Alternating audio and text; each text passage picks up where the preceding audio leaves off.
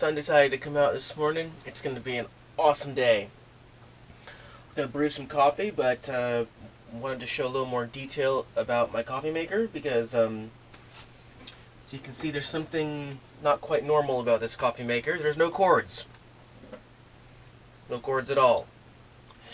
With this coffee maker, I don't have to turn the generator on in the morning and wake up all my neighbors and be loud. And I don't like to drink instant coffee at all. Before I had this coffee maker, this was how I brewed coffee. The old camping coffee maker percolator. And it likes to bubble up and boil and put a whole bunch of hot stuff, hot water all over the stove, so that's a pain. But this guy is really kind of cool. It holds 10 cups of coffee. Just fill the water right up here like a normal coffee maker, and this comes out. Put your coffee and grounds in here.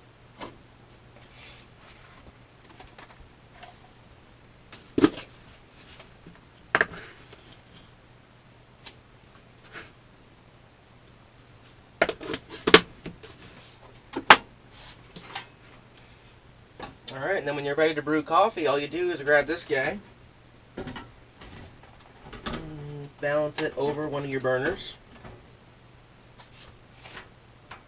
fire it on, and wait about 10 minutes. Doesn't take any longer than any other normal coffee maker. All of the construction around here is all metal, so it can all be heated.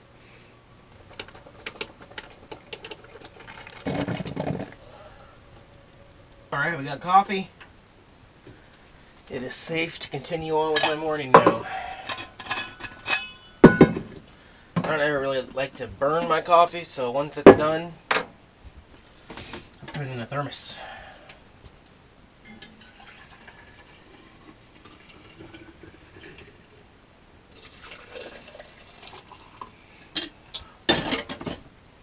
Just be careful if you do have one of these coffee makers, it stays hot for about 10 more minutes, so don't touch it for a while.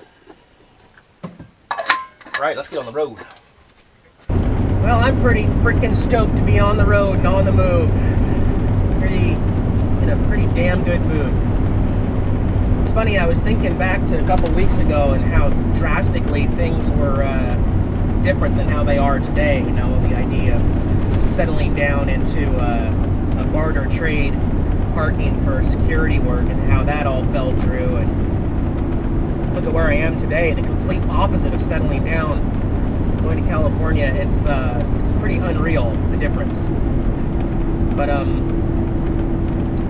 forgot to tell people, so after that deal fell through, I had something else I was working on. I was like, you know what, I'm just gonna find an RV park or something, and I'm just gonna pay the first month's rent and just spend 30 days and regroup and see where that leads and stuff. And what had happened was I was doing some calls around the Thurston County, Olympia area,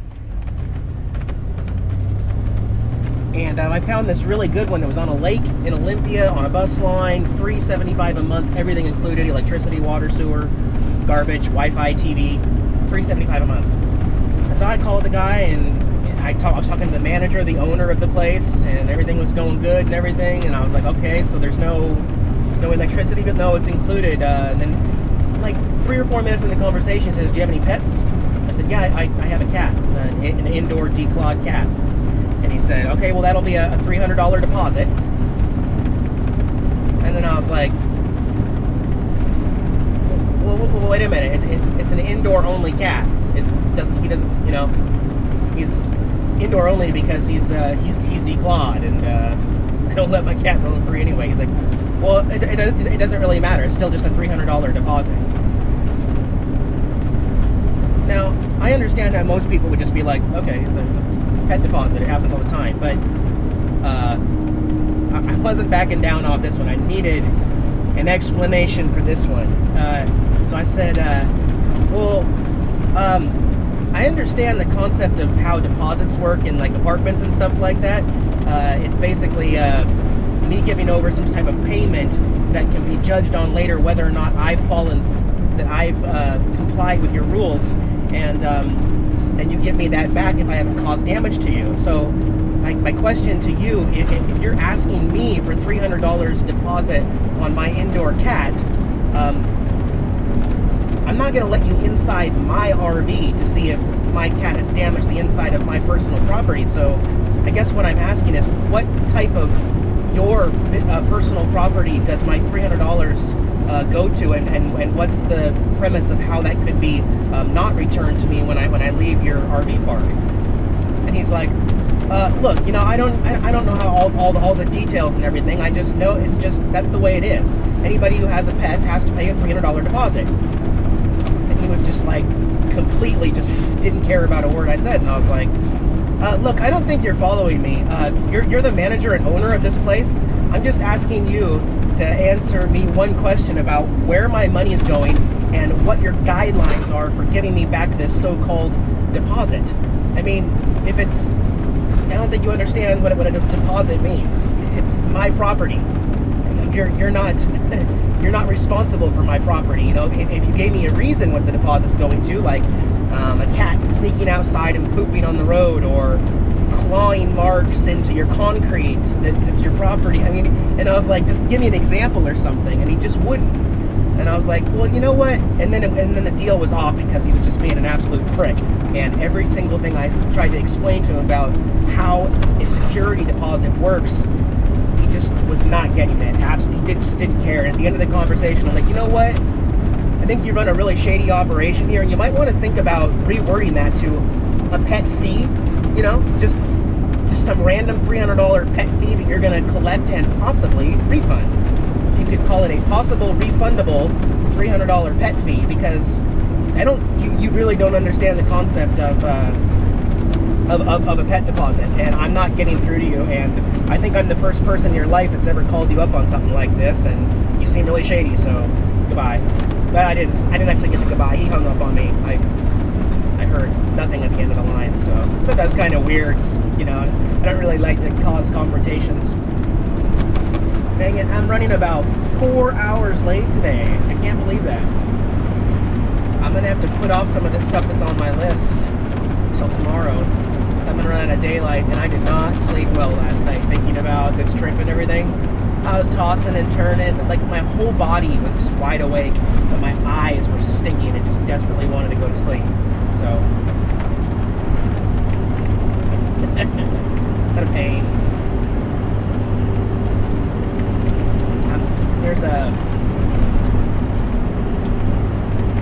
I can't put this stuff off, but I want to go to this RV wrecking place up here.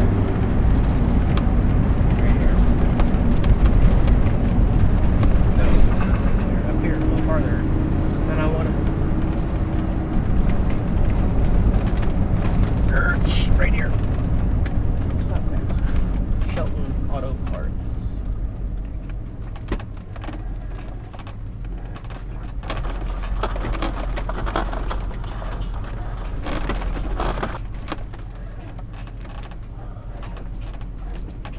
Park it right here and see.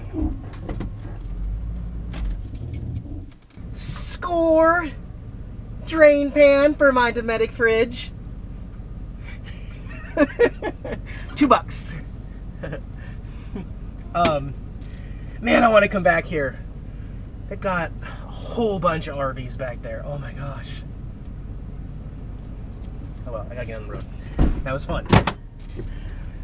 It is a little sad to see so many RVs out of commission, but they are serving a purpose because they're donors to people like me. Hey, it's Eric, along with Jax. Thanks for watching our videos. Don't forget to subscribe so you can get the latest updates, and feel free to check out some of my other videos. Thanks for watching. See you next time.